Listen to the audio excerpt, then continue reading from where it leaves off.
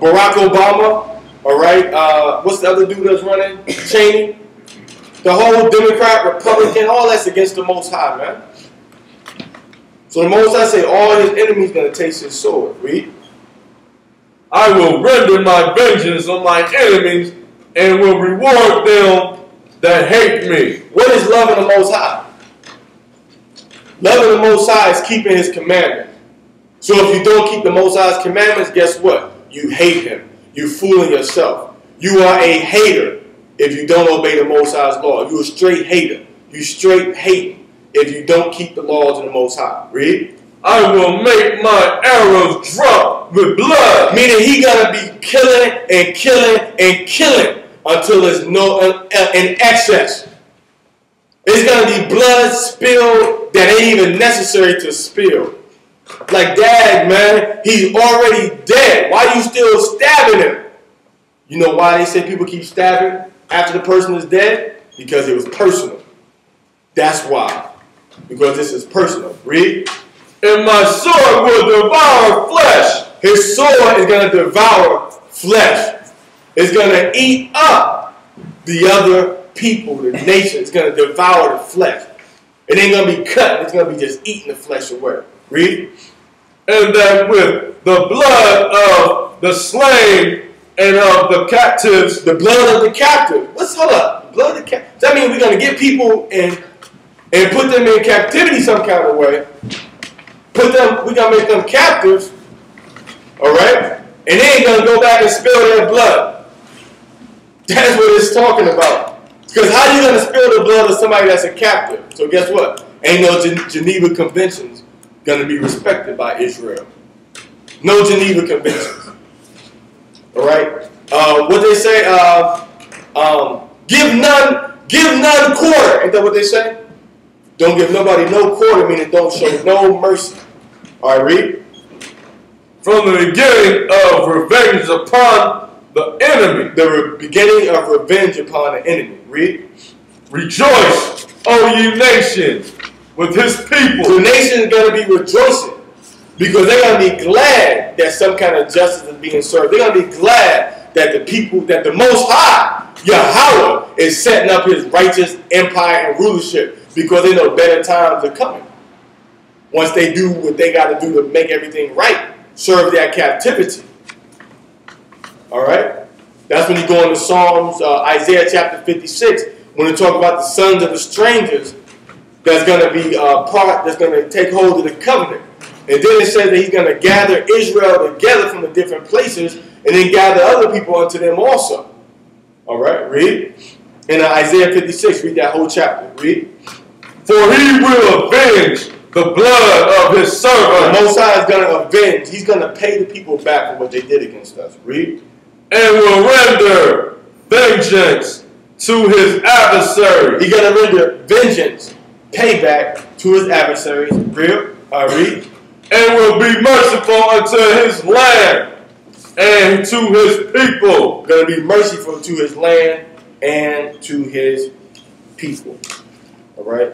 Going to be merciful. All right, so it's got one more scripture I want to try to go to. All right, it's going to be the last one.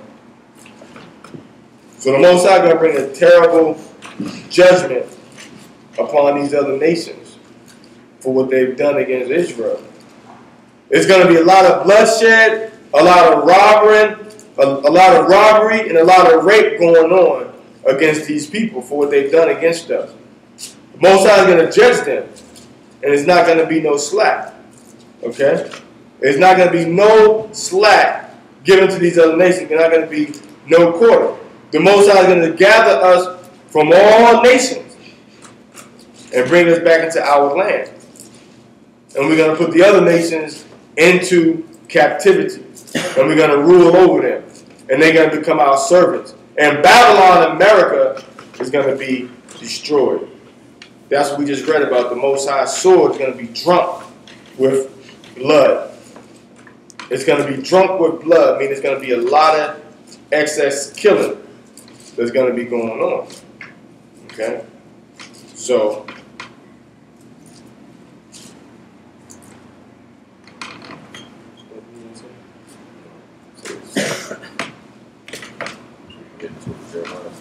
Yeah, I'm trying to. All right, so basically, the Most High, his arrows are not going to return unto him. Babylon is going to get blown off the map. Now, 2001, 2010, 2020, scripture say no man knows the day or the hour.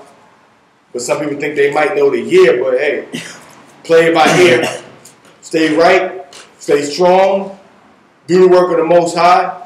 Let him catch you in the vineyard when he's ready to call Israel and gather us back together.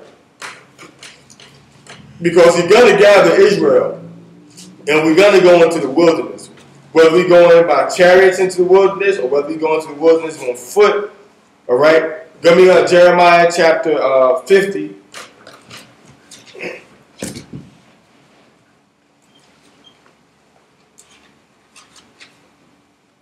Jeremiah chapter 50, verse 9, last verse. Jeremiah chapter 50, verse 9. For lo, I will rise and cause to come up against Babylon an assembly of great nations from the north country. So the north country is going off into the Russians and the other nations north of the Mediterranean. North of the Mediterranean is going to come. Mostly dealing with the nations of the European Economic Community, the 10 horns. Okay, go ahead. And they shall set themselves in array against her. So they're gonna, once again, like we read earlier, they're gonna lay siege against Babylon. Read. From thence she shall be taken. She's gonna be taken. They're gonna take America down. Read. Their arrows shall be as a mighty expert man. The arrows are going to be precise and precision, targeted, and none are going to miss their mark. Everything is going to do what it's supposed to do. Read. None shall return in vain. None are going to miss their mark. None are going to return in vain. Read. And Chaldea, once again, going to another name for Babylon. Read. Shall be a spoil. Once again, like we read about Edom, is going to be a spoil. Read. All that spoil her shall be satisfied, saith Yasharahla. Read. Because ye were glad, because ye rejoiced, O ye destroyers of my heritage. They destroyed the heritage of the Most High, man. You destroyed everything that Gad had in America. And left us on the reservations to die, and gave us smallpox, gave us alcohol, gave us land to live on that we could not plant on, and made us